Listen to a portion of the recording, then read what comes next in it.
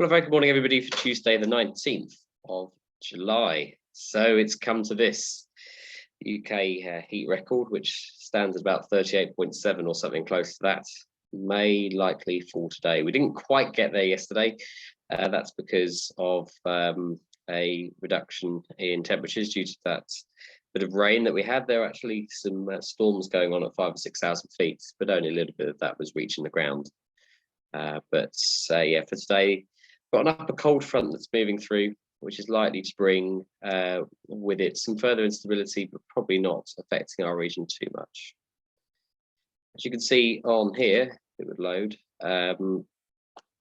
Might need to redo this. So satellite picture of the UK currently is fairly clear. No real significant weather. It's just heating up already. It's already a ridiculous temperature. And it's going to just get hotter as the day goes on. Public forecast is showing that potentially we might get up to a temperature today somewhere in London or just north of London of around 40 degrees or so, which is quite ridiculous. I don't think climate forecasters expected that this early in time, and dew points that are hanging around sort of hopefully into the single figures, because the lower that number goes, the more likely it will be that the humidity goes down.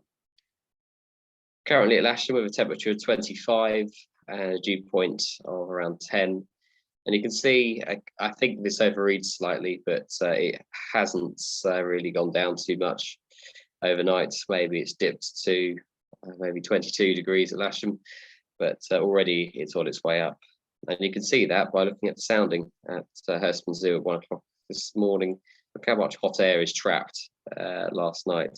Just, yeah, it's quite scary really to see that. By that line, very, very strong inversion, potentially the strongest inversion we've seen all year.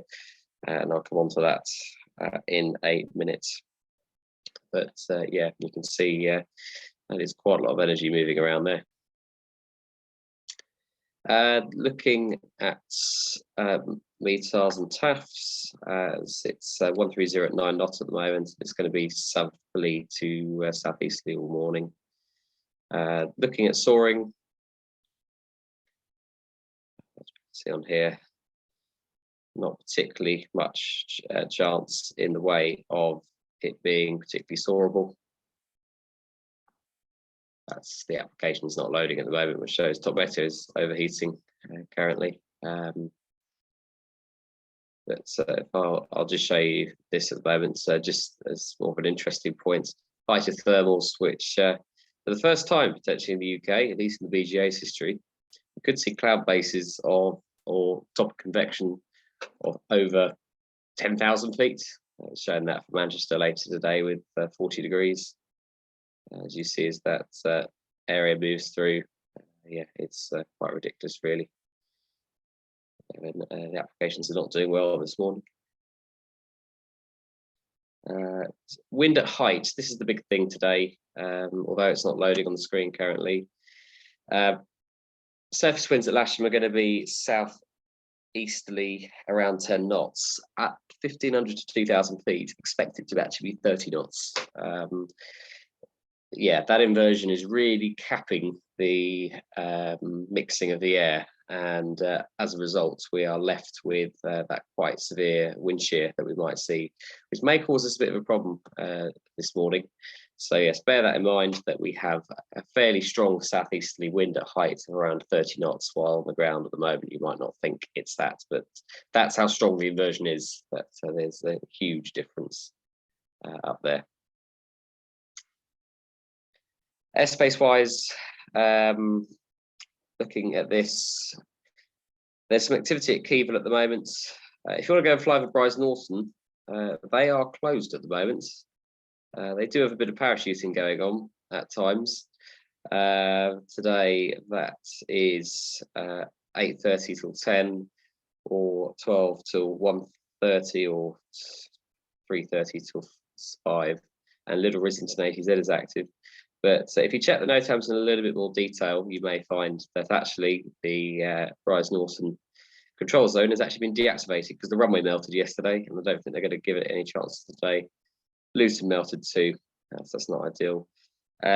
Lots of military activity at Boscombe Down at the moment, bear that in mind.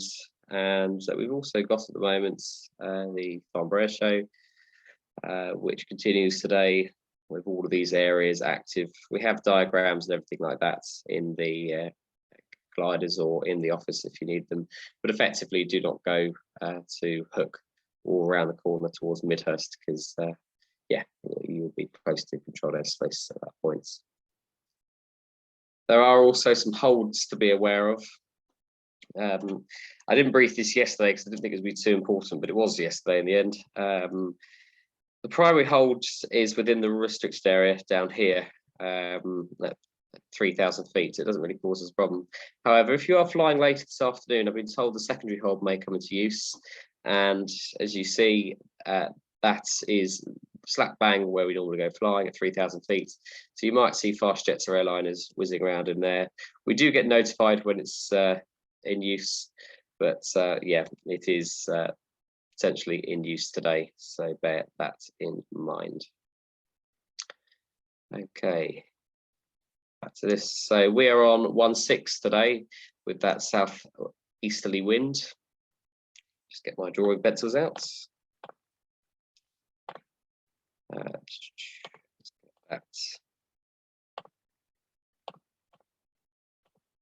So yeah, there was a bit of an issue on Sunday with people cutting corners and stuff.